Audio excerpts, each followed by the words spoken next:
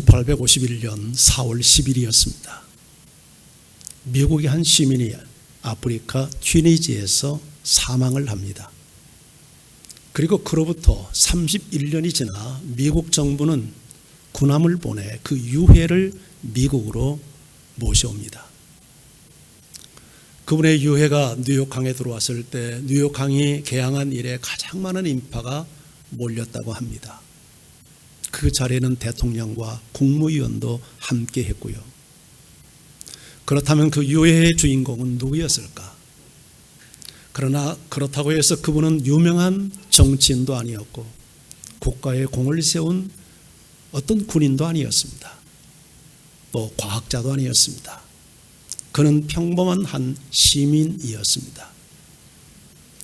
그런데 한 평범한 시민의 유해가 돌아오는데 그렇게 많은 이 미국 시민들이 열광하며 그분을 맞이했을까요? 그것은 그분이 지은 노래 한 가사가 미국인들에게 참된 가치가 무엇인지를 깨우쳐 주었기 때문입니다.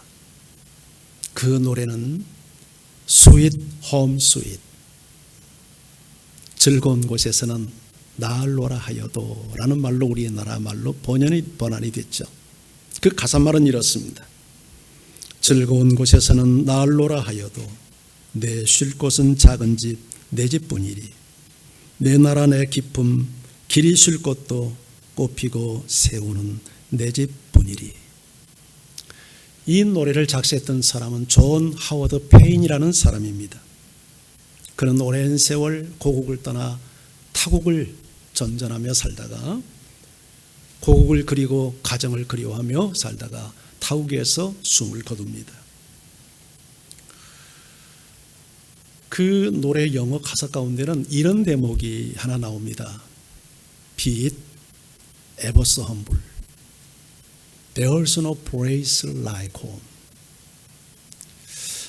아무리 보잘것없다 해도 우리 집만한 곳은 없다 하는 그런 내용인 것 같습니다. 맞습니까? 이 노래는 19세기, 20세기 미국인들에게 가정의 향수를, 고향의 향수를 불러일으켰고 전장에 나간 군인들에게는 가정의 향수를 불러일으켰던 노래입니다. 하나님은 우리에게 가장 소중한 선물로 가정을 주셨습니다. 가정은 사람이 살아가는 데 없어서는 안 될 가장 따뜻한 보금자리요 우리 영혼의 안식처입니다. 가정의 행복이 인생의 행복을, 가정의 건강이 인생의 건강을 만들어냅니다. 그리고 이 가정의 중심에는 부부가 있습니다. 성경은 남자가 그 부모를 떠나 여자와 한 몸을 이룰지니 이렇게 말합니다.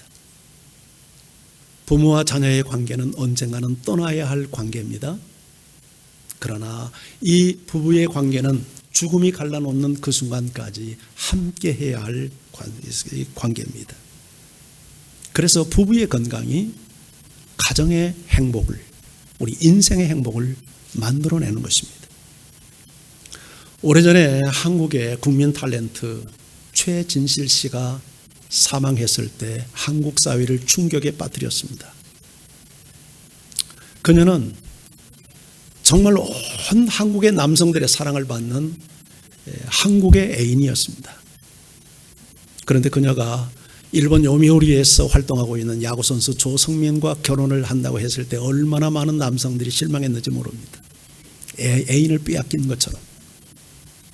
하지만 그 드라마 속에 나오는 최진실의 모습은 너무나도 현모양처였습니다. 그래서 그녀는 행복한 삶을 살리라고 모두가 기대했습니다.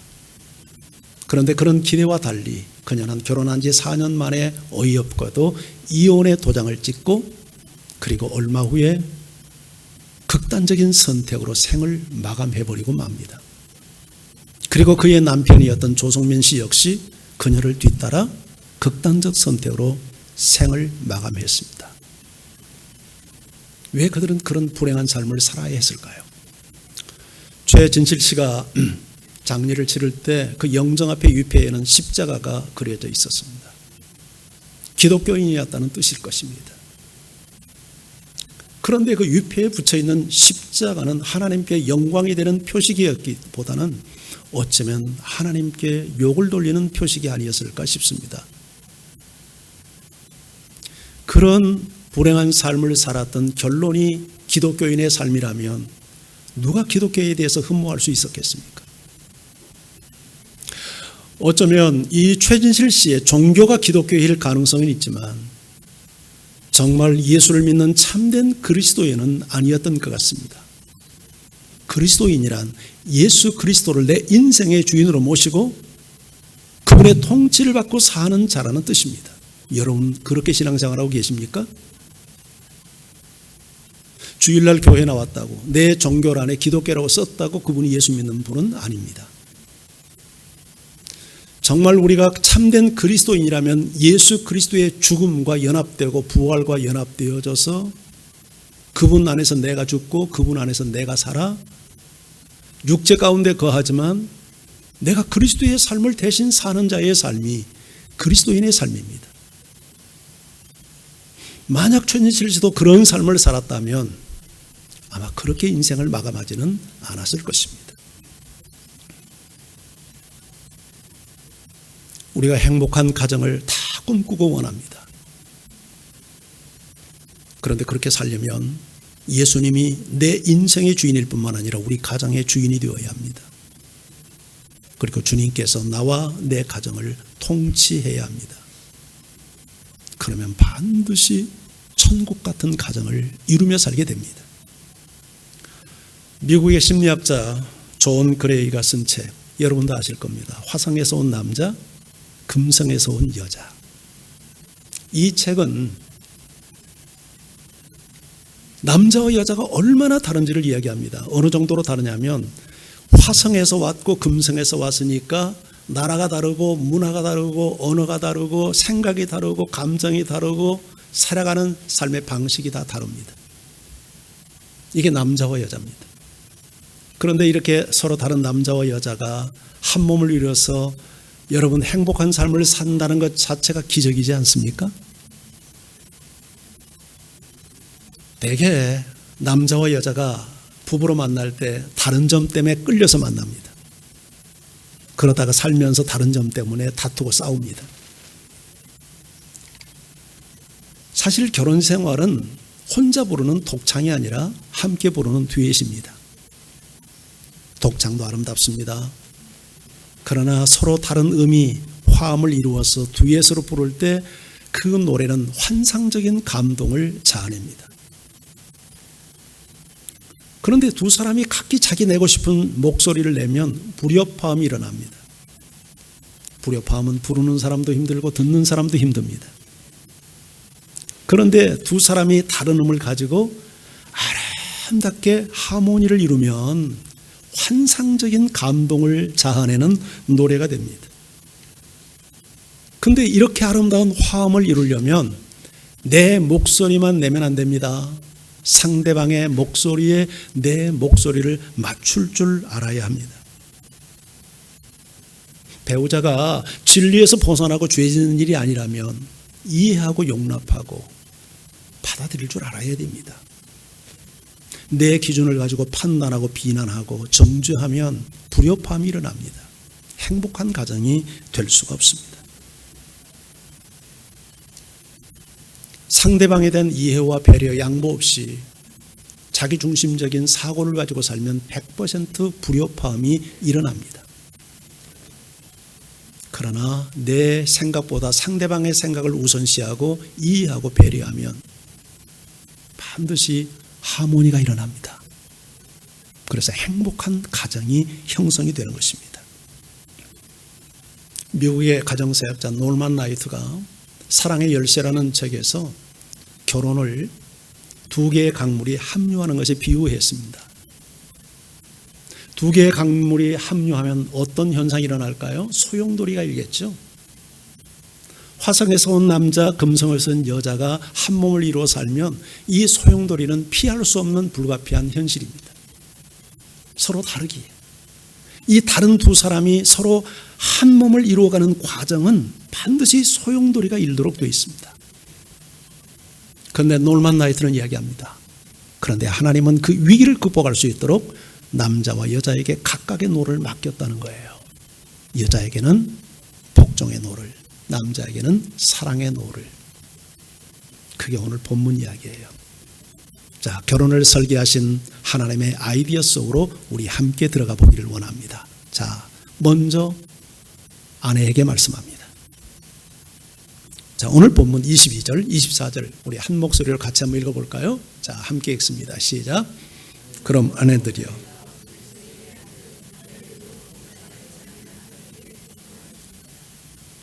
자, 아니 23절, 그 22절부터요. 네, 앞에 다시 22절. 자, 시작. 아내들이여 자기 남편에게 복종하기를 주께 하듯 하라. 이는 남편이 자기 그리스도께서 교회의 머리됨과 같음이니 그가 바로 몸의 구주시니라. 그러므로 교회가 그리스도에게 하듯 아내들도 범사에 자기 남편에게 복종하니라. 자, 아내들에게 무엇을 요구합니까? 우리 아내들이 한번 답변해 볼까요? 누구에게? 자기 남편에게. 자, 24절에 보면 자, 교회가 그리스도에게 하듯 자기 아내들도 범사에, 범사가 뭐예요? 어느 건 되고 어느 건 안 되고 모든 일에 있어서 자기 남편에게 복종하라. 기분이 좀 어떻습니까? 별로 안 좋죠? 그렇지 않아도 힘들게 살아가는데 교회까지 왔더니 노예가 되라고 하는구만. 이렇게 좀 삐질 수 있어요. 근데 오해하지 마세요. 성경은 그렇게 우리에게 비진리나 불합리를 가르치는 책이 아닙니다. 여기서 말하는 복종은 약한 자가 강자에게 엎드리는 굴복이 아닙니다. 그 굴복, 이 복종의 의미는 교회가 그리스도에게 하듯 하는 복종입니다. 교회가 그리스도에게 어떤 복종을 합니까? 힘이 없어서 엎드리는 굴복이 아닙니다.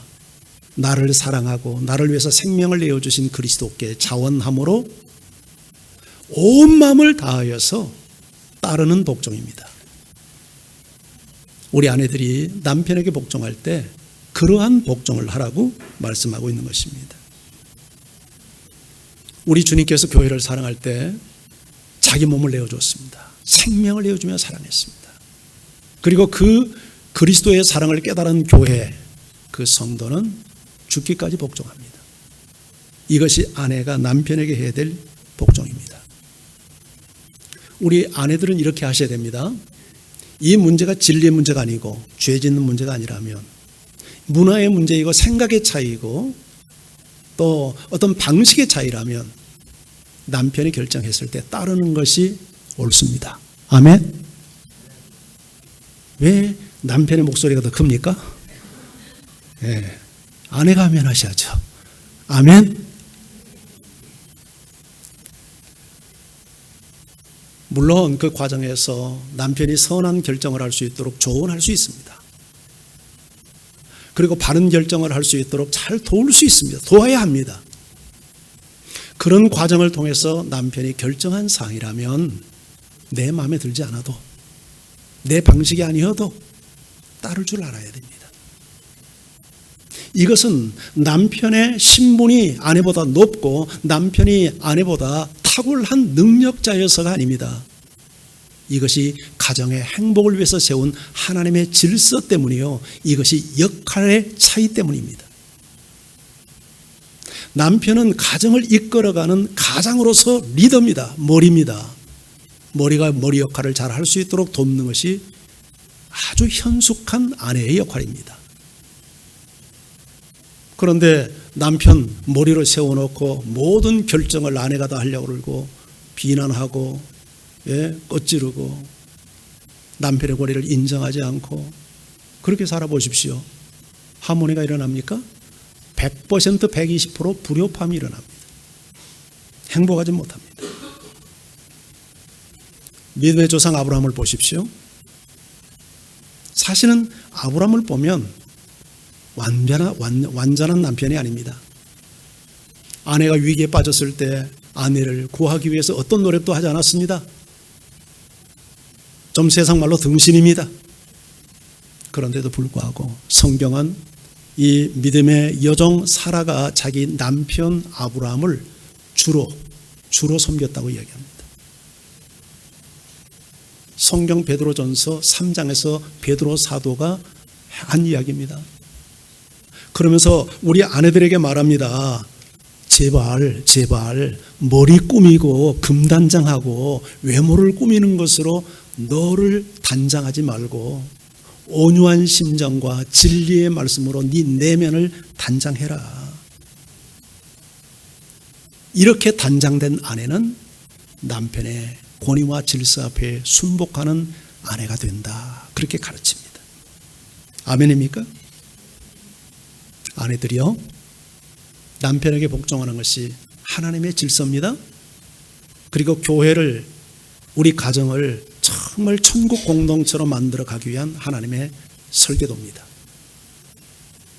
이제 남편들에게 두 번째 말합니다. 자, 남편들에게 에베소 5장 25절, 우리 남편들은 더 큰 목소리로 한번 읽어볼까요? 함께 읽습니다. 시작. 그리스도께서 교회를 사랑하시고 그 교회를 위하여 자신을 주심같이 하라. 자, 아내에게는 남편에게 복종할 것을 요구했죠. 예. 그 이유는 남편이 아내의 머리이기 때문에. 그런데 남편에게는 뭐를 요구합니까? 아내를 사랑하는데 어떻게 사랑하라? 그리스도가 교회를 위해서 자기 자신을 내어줌 같이 아내를 사랑해라. 어느 게 힘들 것 같아요? 복종이 힘듭니까? 사랑이 힘듭니까? 둘 다 힘들죠, 사실.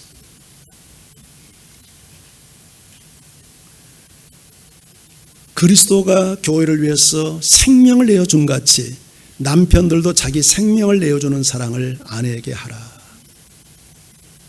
그런데 에베소 5장 28절에 보면, 뒤에 우리가 오늘 본문으로 읽지 않았지만 한 개 연결된 본문이죠. 남편이 자기 아내를 그렇게 사랑하는 것이 결국 자기를 사랑하는 거다, 그렇게 말합니다. 맞는 말이죠. 왜? 부부는 한 몸이니까. 아내의 눈에 눈물을 흘리면서 아내의 삶을 파괴시키면서 남편이 행복할 수 있어요? 없어요. 불가능해요. 아내가 울면 남편도 울어야 돼요.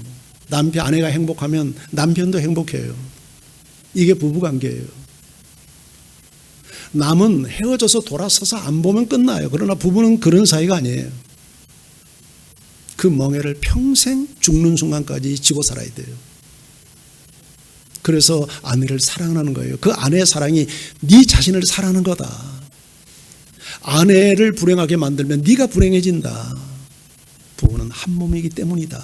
그렇게 말씀합니다.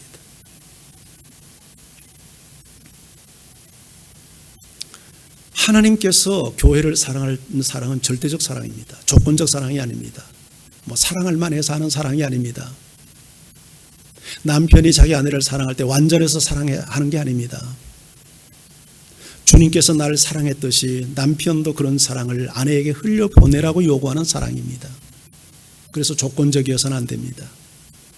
기분 따라 감정 따라 하는 사랑이어서는 안 됩니다. 하나님이 우리 가정의 행복을 위해서 설계한 하나님의 계획이기 때문에, 가정을 창시하신 분이 그렇게 명령하셨기 때문에 우리는 순종해야 합니다. 그런데 정말 이런 사랑은요, 우리가 그런 사랑을 할 만한 능력이 남자인 우리들에게 없어요. 목사인 나에게도 없어요. 나에게도 그렇게 생명을 내어줄 정도로 아내를 사랑할 만한 힘이 없어요. 그런 존재가 못 돼요. 근데 어떻게 그런 사랑을 해요? 방법은 그리스도의 사랑을 체험하고 날마다 경험하고 누리며 사는 거예요. 주님께서 날 이렇게 사랑했지. 이렇게 허물 많고 죄 많은 나를 위해서 생명을 내어줬지. 이 주님의 사랑을 묵상하고 그 사랑을 경험하지 않으면 그 사랑을 실천할 수가 없어요. 그러니 정말 행복한 가정을 이루는데 우리 남정네들이 신앙생활 똑바로 하지 않고 행복한 가정을 이룰 수 있어요? 불가능해요. 돈만 벌어다 주면 가정이 행복합니까? 그건 세상의 가치관이고, 정말 하나님께서 의도하신 부부의 행복을 누리고 천국 공동체를 이루고 사는 길은 돈 가지고 될 문제가 아니에요. 능력 가지고 될 문제가 아니에요. 사랑이 있어야 돼요. 근데 그 사랑은 우리 안에서 만들어낼 수 없어요. 하나님의 사랑, 우리 주님께서 나에게 쏟으신 그 희생적이고 헌신적 사랑을 경험하지 않고는 그런 사랑을 아내에게 흘려보내는 것이 불가능해요. 우리 주님께서 십자가에서 자기 생명을 내어줄 때 교회가 살아났어요. 남편들이 자기 아내를 그렇게 사랑할 때 아내가 살아나요. 아내가 살면 가정이 삽니다. 자녀가 삽니다. 남편도 삽니다. 그래서 천국이 이루어지는 거예요. 가정을 이루신 하나님께서 주신 명령이니까 우리 가정의 중심을 이루고 있는 아내와 남편들이 남편의 권위 앞에 질서 앞에 순종하고 남편은 하나님의 사랑으로 아내를 사랑하는, 그래서 서로 독창하는 가정이 아니라 서로 다른 두음이 듀엣을 하는 하모니를 이루는 행복한 가정을 이루기를 예수님의 이름으로 축복합니다. 아멘. 결심하셔야 됩니다. 결심하셔야 됩니다. 성령님, 이렇게 살겠습니다. 도와주십시오. 기도해야 됩니다. 자, 이제 세 번째, 자녀들에게 권면합니다. 자녀들. 부모님 계시는 분들 한번 손 들어보세요. 부모님 계시는 분들. 다 대부분 많이 계시죠. 자, 6장 1절을 같이 한번 읽어봅니다. 6장 1절. 자, 함께 읽어요. 시작. 자녀들아, 주 안에서 너희 부모에게 순종하라. 이것이 옳으니라. 자녀들은 주 안에서 부모에게 순종하라고 합니다. 이것이 옳다고 말합니다. 순종이 뭘까요? 순종은 부모의 말씀을 경청하고 따르는 겁니다. 내가 옳다고. 왜 요새 젊은 우리 사람들 부모 말 무시하고 그러잖아요. 그건 순종하는 태도가 아니에요. 부모님이 말씀하면 이해가 안 돼도, 납득이 안 돼도, 내가 좀 손해보는 것 같아도 내 아버지, 내 어머니, 내 아빠, 내 엄마, 그렇게 순종하는 거예요. 이것이 하나님 보시기에 옳대요. 하나님 보시기에 바르대요. 예수님이 그렇게 본을 보였잖아요. 그분은 하나님의 아들이고 하나님이세요. 그런데 육신의 몸을 입고 이 땅에 오셔서 그 육신의 부모님의 도움을 받고 살아가는 그 사생활을 할 때 부모님의 말씀 앞에 순복하여 받들었어요. 순종했어요. 아니요 하는 게 없어요. 어머니 아버지가 말씀하면 하나님이신 그분이 소년 시절에 내 아버지, 내 어머니 그렇게 받들었어요. 이랬던 예수님은 하나님과 사람에게 사랑받았대요. 와, 이런 자녀가 돼야 되잖아요. 그치 영준아? 그치 준호야? 부모에게 순종하는 아이는 하나님의 사랑받고 사람에게 사랑받는다.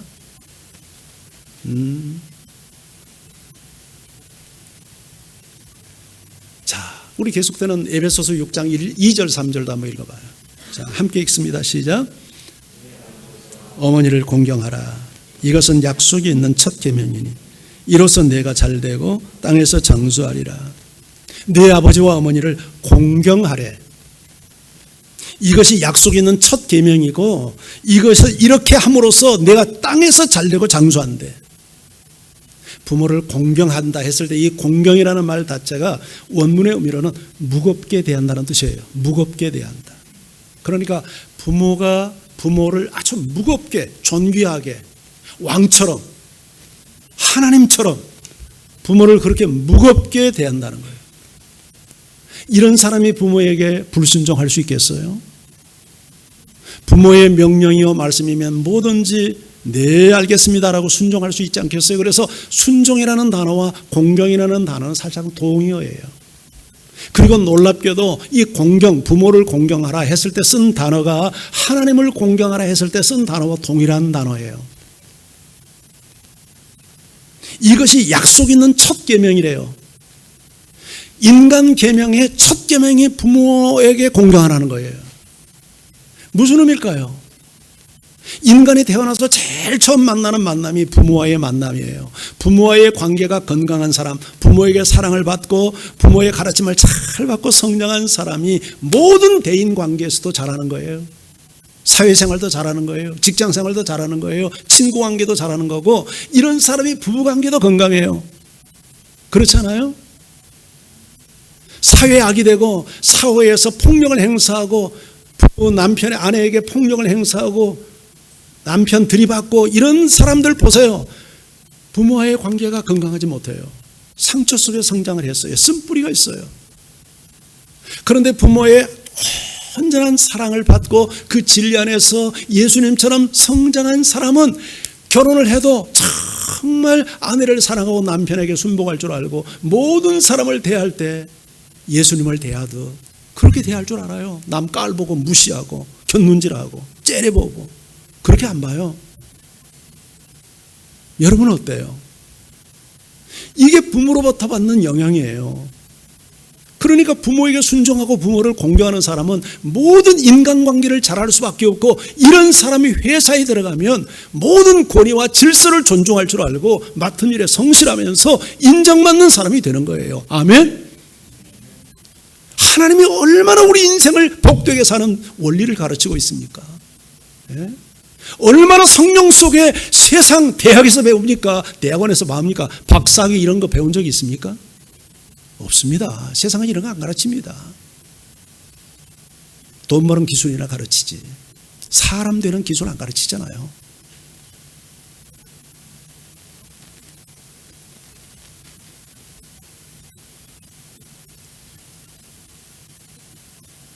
그리고 정말 부모를 공경할 줄 아는 사람이 하나님도 공경합니다.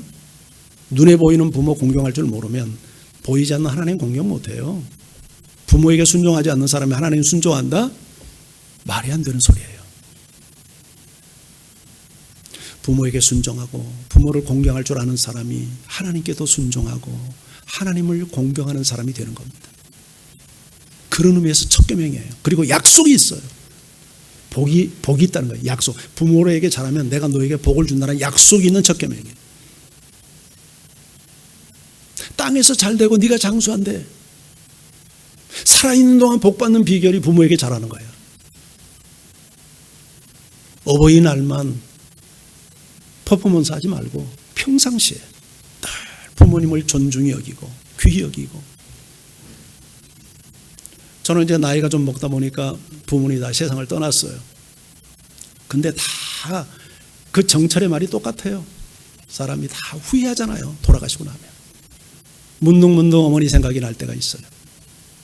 어머니가 살아계시면 얼마나 좋을까. 얼마나 잘해드릴 텐데. 그런데 어머니 살아계실 때는 막상 그런 생각 잘 못했어요. 근데 세상을 떠나가서 더 이상 효도할 수 없는 상황이 되니까 그제서 후회하는 거야. 이 목사인 인간도 말이죠.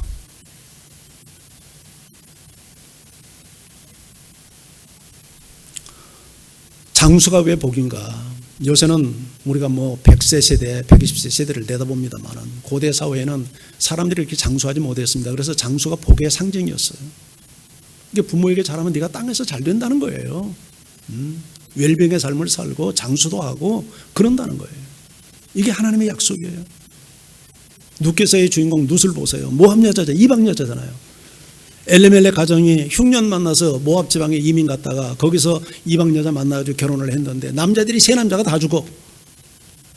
한 10년쯤 지났을까 다시 고국에 돌아오는데 그러면서 시어머니가 이제 세 과부만 남았으니까 야 너희들 젊고 애도 없고 그러니까 돌아가서 재혼해서 행복하게 살아라.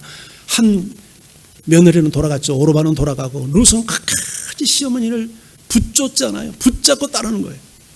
어머니 그런 말씀하지 마세요. 어머니 하나님이 내 하나님, 어머니 나라가 내 나라. 어머니 가는 곳에 나도 갈 거예요. 그리고 어머니를 따라와가지고 이삭을 주우면서 어머니를 봉양을 합니다. 소문이 나요. 저 모압에서 온 저 룻이라는 여자가 너무 사람이 인품이 좋고 성품이 좋고 시어머니를 공경한데, 그래가지고 결국 시어머니가 중신을 서가지고 보아스라고 하는 아주 성품 좋고 믿음 좋고 재력도 있는 남편을 만나 재혼을 하잖아요. 거기서 끝나지 않잖아요. 거기서 태어난 손자가 그 유명한 이스라엘의 왕 다윗입니다.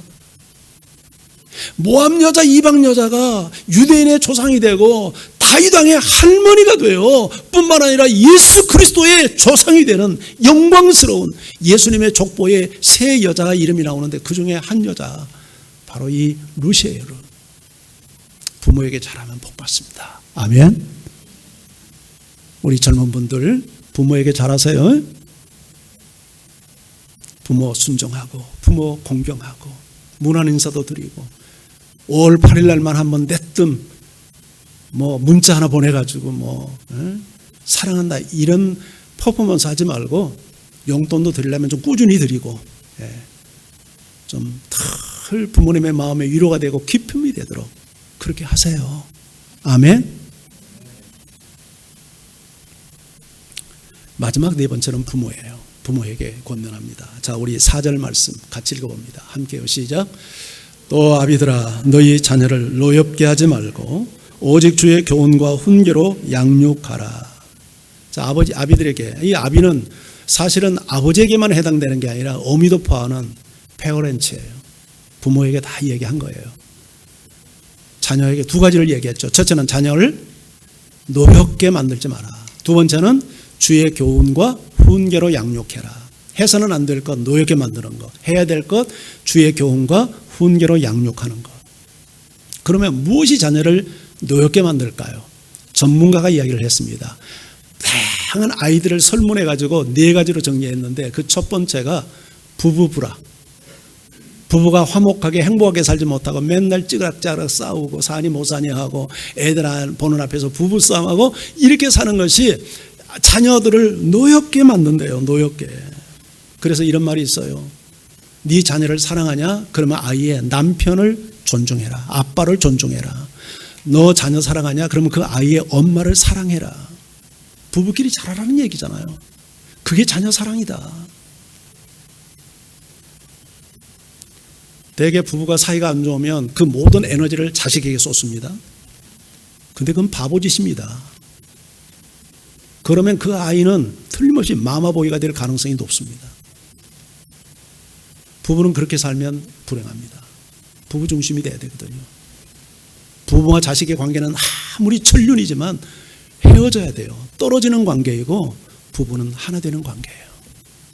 그게 성경적 원리예요. 부부 사이가 나쁘면 아이들이 불행해집니다. 우리 교회도 보니까 결혼 정년기가 됐는데 결혼을 기피하는 애들이 있어요. 근데 그런 애들 가만히 보면 부모들의 삶이 행복하지 못해. 가정에 대한 환상을 보지 못했어. 그래서 나도 결혼하면 우리 아빠 같은 인간 만나지 않을까? 그래서 자매들이 결혼을 기피해. 인물도 좋고 직장도 좋은데. 두 번째는 비인격적인 대우예요. 내 자녀를 인격적으로 대우하지 않고 소유화하는 거야. 물건 다루듯이 하는 거야. 너는 내 것. 그거 맞아요? 맞지 않아요? 내 자녀는 하나님이 진짜 주인이고 나는 청직이야. 하나님의 자녀를 맡아서 관리하고 돌보고 사랑하고 사랑해주고 진리로 양육하는 하나의 청직이지 내가 주인 아니야. 내 자녀의. 그런데 많은 부모들이 내 자녀를 내 소유화해요. 그래서 내 마음대로 하려고 그래. 그것이 내 자녀를 노엽게 만든다고 이야기합니다. 세 번째는 비교의식입니다. 내 자녀를 자꾸 남의 아이와 비교하는 겁니다. 저희 어머니가 그랬습니다. 우리 동네에 세채라고 하는 이름을 가진 세채가 있어요. 이름도 촌스럽죠. 세채. 나는 재호인데. 야 이놈아 너 세채 좀 닮아라. 세채. 그 녀석은 학교만 갔다면 깔망태를 메고 나갑니다. 근데 그렇게 안 한다고. 내가 세채를 되게 미워했습니다. 이해합니다. 우리 어머니는 시절에 배우지 못하고 제발 우리 아들이 저렇게 좀 저런 아이들이 됐으면 하는 그런 기대가 있어서 저한테 요구했던 건데 그렇게 비교하면 안 되는 거예요. 이 세상에 인구가 80억이 넘잖아요. 근데 여러분 한번 싱가포르에 사니까 싱가포르 지하철 타고 한번 비교해 보세요. 나하고 똑같은 얼굴 본 적이 있는가? 한 사람도 없어. 쌍둥이도 달라. 우리 교회에 쌍둥이 딸들이 둘이 있어. 너무너무 닮았어. 참 구분이 안 돼. 몇십 년이 지났는데도 구분이 안 돼. 근데 딱 하나 다른 점이 있어. 한 아이는 콧등에 점이 없고 한 아이는 점이 콧등이 있어서 내가 그걸 보고 구분한다니까. 다 달라. 80억 인구가 다 달라. 왜? 우리의 자녀는 상품이 아니야. 비교의 대상이 아니야. 작품이야. 작품. 그러니까 우리 자녀를 자꾸 남의 집 아이와 비교하면서 아이에게 상처를 입히면 안 돼요. 어떤 아이가 있었는데 이 아이가 엄마 없는 소에 집에서 죄를 저질렀어요. 죄를 저질렀다는 말 알아요? 크레용을 가지고 벽에다 막 낙서를 한 거예요. 근데 엄마가 들어와 가지고 자, 엄마 여러분 이런 경우 어떻게 할까요? 예? 온 벽에다가 막 낙서를 해놨어. 저는 그림을 그렸다고 그러지만 엄마가 보기에는 낙서야. 어떡할까요? 야 이놈아! 이렇게 야단을 치는 게 상식이잖아요. 그런데 그 엄마는 그렇게 하지 않았어. 와, 우리 딸 너무너무 그림을 잘 그렸구나 하고 그 아이를 안아주고 칭찬해 줬어. 그 아이가 어떻게 됐을까? 유명한 화가가 됐어. 예. 내가 원래 설교 준비할 때 이 묵상을 하지 않고 아까 일부 시간에 갑자기 그 생각이 나서 얘기해서 화가 이름을 내가 잘 모르겠어. 네. 근데 그거 싫어합니다. 유명한 화가예요. 그래서 칭찬은 고래도 춤을 추게 만든다는 거예요. 고래 쇼하는 거 보셨죠? 네. 참 물개 쇼하는 거 여기도 싱가포르도 있잖아요. 네. 칭찬으로 그렇게 묘기를 부리게 만듭니다. 마지막 네 번째는 폭력입니다. 어떤 경우에도 자녀에게 폭력을 쓰면 안 돼요. 폭력은 훈계가 아닙니다. 폭력은 범죄입니다. 여러분, 물리적 폭력만이 폭력이 아닙니다. 얼마나 많은 경우에 언어적 폭력을 부모가 자신도 모르게 행하는지 모릅니다. 지나친 간섭, 이것도 폭력이고 지나친 방관, 이것도 폭력입니다. 1923년 방종환 선생이 어린이날을 제정하면서 어린이 선언문을 만들었어요. 거기 내용에 이런 내용이 나옵니다. 자, 그 부분을 제가 좀 읽어드릴게요. 한번 화면 띄워주세요. 그 화면에도 나올 거예요. 우리 같이 한번 읽어볼까요? 시작. 어린이를 내려다보지 마시고 쳐다봐 주시오.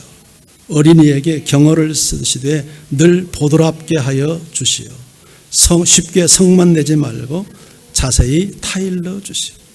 어린아이 내려다보지 말고 올려다 쳐다봐 달래. 존중하라는 얘기죠. 어린아이에게 경어를 쓰고 늘 보드랍게 부드럽게 말하라는 거야. 부드럽게 아이들한테 날카롭게 막 가시가 돋대를 이렇게 쏘아붙이지 말고 보드랍게. 예? 그리고 쉽게 성만 내지 말고 자세히 타일을 해요. 예, 그때 당시 이 선언문을 보면 문화가 이해돼요. 저도 이 문화를 이해하거든요. 예, 우리 어머니가 저를 사랑하면서도 예, 내려다보고 경어 안 쓰고 예, 했거든요. 미국의 교육심리학자 벤자민 블룸이라고 하는 분이 있는데 아동계 아이들이 학대나 폭력을 당하면 육체적으로 정서적으로 큰 장애를 갖는답니다. 폭력을 당하면. 2023년 그러니까 불과 2년 전이죠. 우리나라에서 아동 학대로 신고된 건수만 48,532건. 그중에 학대 판정을 받은 것만 27,739건. 그런데 아이를 학대하고 폭력을 행했던 가해자의 85.9%가 부모.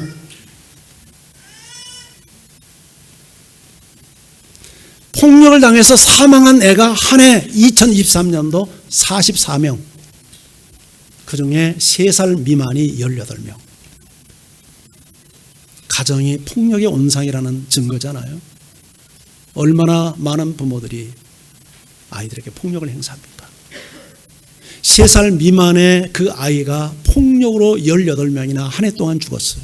그런데 그 원인이 부부불화예요. 부부불화. 부부싸움 하다가 애를 함께 죽이는 거예요.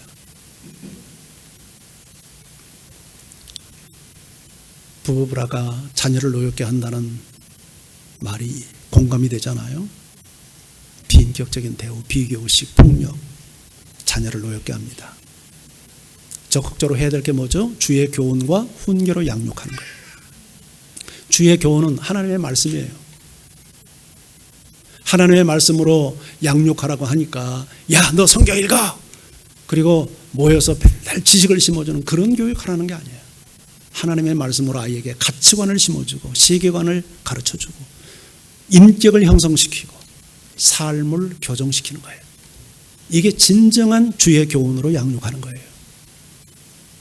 어느 가정이 있었어요.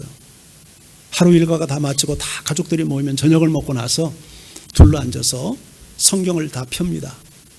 그리고는 한 단락을 읽고 각자 이 말씀이 무슨 뜻인지를 나누게 해요. 자 1번 너 이거 무슨 뜻이야? 그러면 1번이 이야기해. 2번, 3번, 4번, 5번. 그리고 돌아가면서. 그러면 두 번째 질문. 그러면 이 말씀을 내 생활에 어떻게 적용하면 좋을까? 또 적용을 나누는 거예요. 그게 가정예배야. 나는 여러분들의 가정예배가 그렇게 되면 좋겠어요.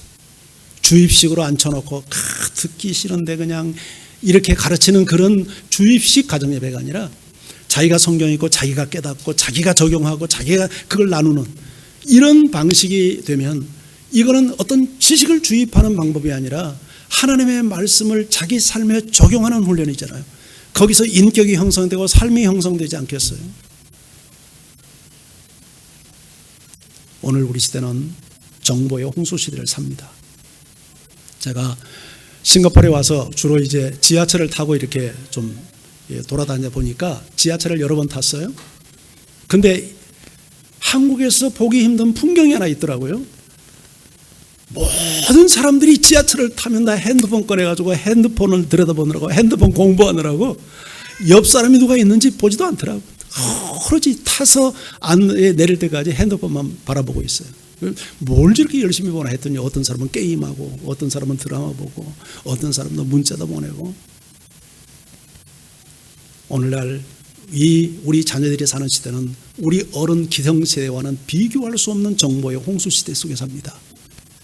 핸드폰 안에 세상 모든 것이 돌아가는 정보가 다 들어있잖아요. 그런데 우리 아이들이 좋은 정보 많이 클릭할까요? 나쁜 정보 많이 클릭할까요? 안 봐도 뻔합니다. 나쁜 정도 훨씬 더 손이 많이 갑니다. 그러면 어떻게 이 아이들을 이런 나쁜 정보의 홍수 속에 살아가는 환경에서 내 아이들을 우리가 보호할 수 있을까요? 주의 말씀으로 우리 자신을 무장시키지 아니하면 막아낼 방법 없습니다. 너 착한 사람 되라 그 정도 가지고 안 됩니다. 하나님의 말씀, 살아있는 말씀, 운동력 있는 말씀이 내 내면 세계 속에 확 자리를 잡고 이 나쁜 바이러스들이 들어올 때 그걸 퇴치하는 능력을 길러주지 아니하면 내 자녀들이 약한 세대에서 보호시킬 수 없어요. 그래서 성경이 말하잖아요. 마땅히 행할 길을 아이에게 가르치라. 그리하면 늙어도 그 길을 떠나지 아니하리라. 마땅히 행할 길, 진리를 아이에게 가르치라는 거야. 아이에게. 그리하면 늙어도 그 길을 떠나지 아니할 것이라고 말합니다. 이 다음 세대를 위해서 수고하는 우리 교사 선생님들을 축복합니다. 정말 여러분들의 수고와 노고가 많습니다. 그런데 꼭 기억하십시오. 지식을 가르치는 선생이 되어서는 안 됩니다. 성경 말씀에 무슨 이야기 있단다 스토리를 가르치고 무슨 지식 정보를 가르쳐주는 그런 교사가 되면 안 돼요.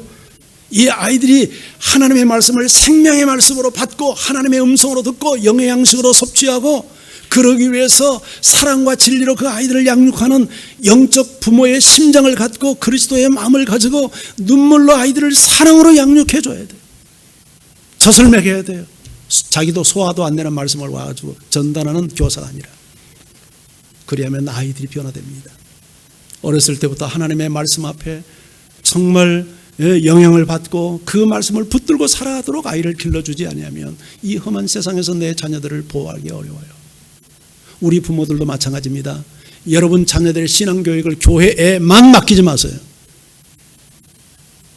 일주일에 176시간 중에 교회 와서 사는 시간 불과 1시간 2시간이요.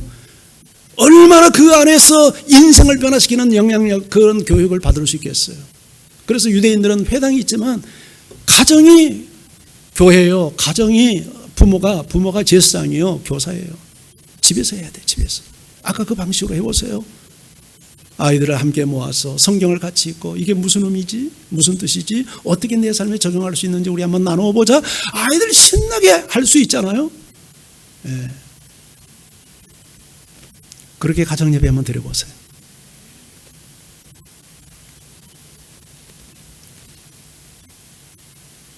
훈계는 잘못을 교정하고 책망하는 거예요. 징계하는 거예요.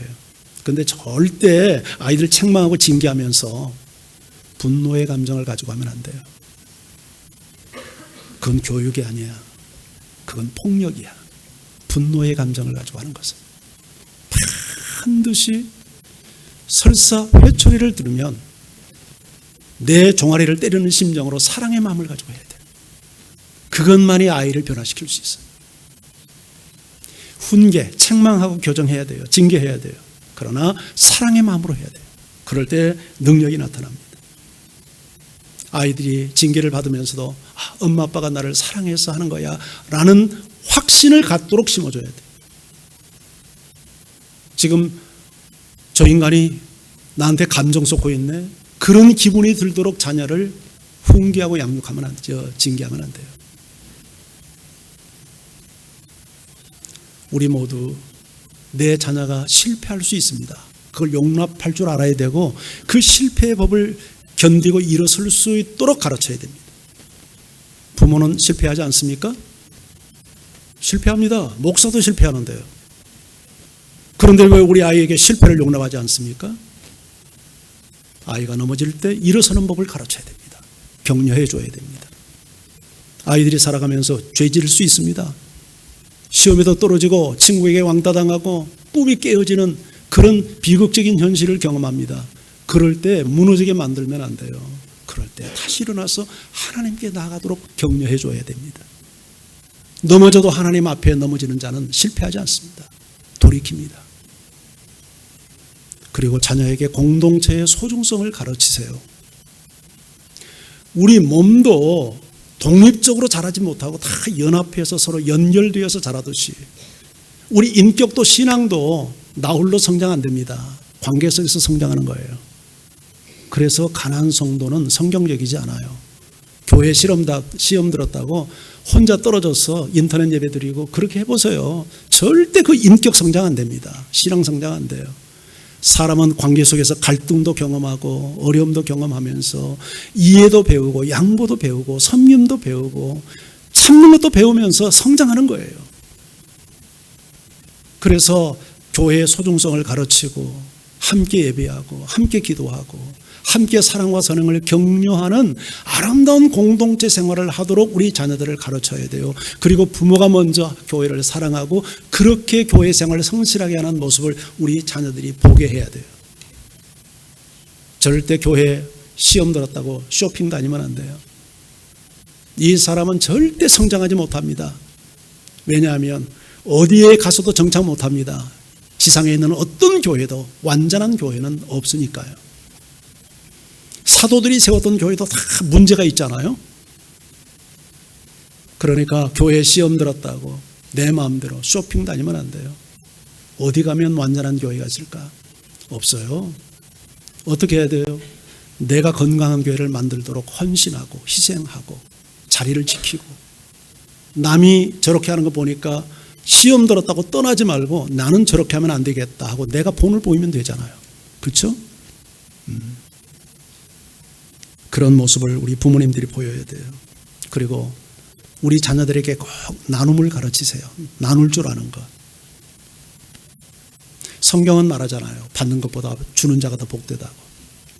얼마 전에 제가 유튜브를 봤는데 중국의 한능그룹이라고 하는 회장 유한이라는 사람이 재산이 7조야. 7조. 근데 이 사람이 사형 선고를 당하고 사형 집행을 당했습니다. 몇 년 전의 일이에요.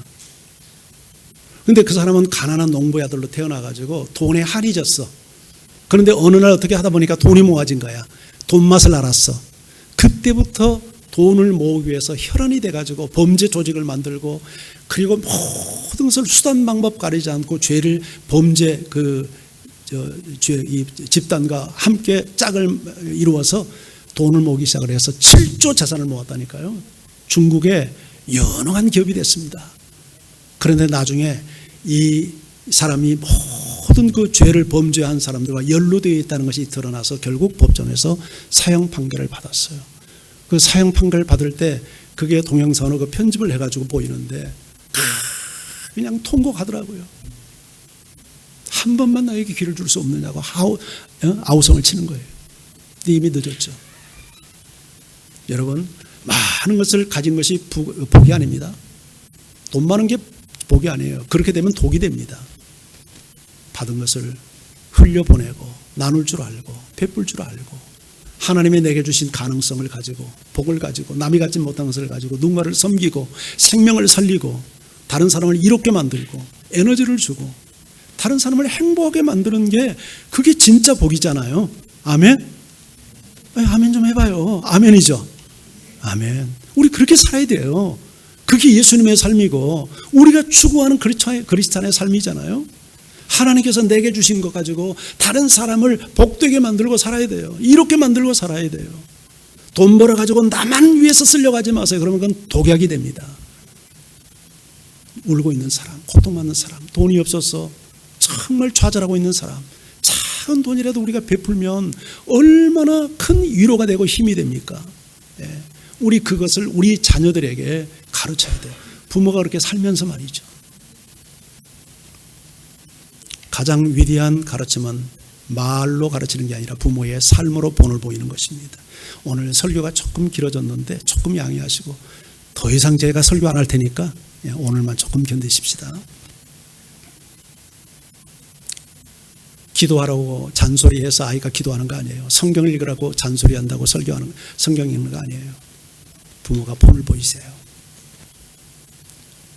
형제끼리 화해하고 화목하게 살아라고 하면서 부부가 맨날 부부싸움하고 분노하고 살면 아이들은 절대 부모의 말을 배우는 게 아니라 부모의 행실을 보고 따릅니다. 성경에 말합니다. 시편 127편 1절 같이 한번 읽어볼까요? 시작. 여호와께서 집을 세우지 아니하시면 세우는 자의 수고가 헛되며 여호와께서 성을 지키지 아니하시면 파수꾼의 깨어있음이 헛되도다. 집을 세우는 수고가 필요해요. 성을 지키는 파수꾼의 경성함이 필요해요. 그러나 그것만 가지고 안 돼요. 여호와께서 집을 세워주셔야 된대요. 여호와께서 성을 지켜주셔야 세워지고 지켜진대요. 그러기 위해서는 우리 모두가 하나님의 앞에서 하나님을 내 인생의 주인으로 모셔야 돼요. 예수 그리스도를 내 인생의 주인으로 모시고 그분의 도움을 구해야 돼요. 저는 오늘 이 자리에 처음 오신 분이 계신지 모르겠고 기존 성도라 하더라도 여러분이 절대 교회만 다니는 분이 되어서는 안 돼요. 예, 저와 오늘 여러분이 이제 제가 설교하며 여러분을 만나는 기회는 오늘로 이제 제가 마지막 시간이 됩니다. 그러지만 꼭 당부하고 싶어요. 하나님의 말씀이 하나님께서 내 인생에 개입하셔서 내 인생의 주인이 되고 나를 통치하고 다스리고 그 말씀의 지배를 받고 살아보세요. 반드시 여러분의 가정은 천국이 될 줄 믿습니다. 아멘.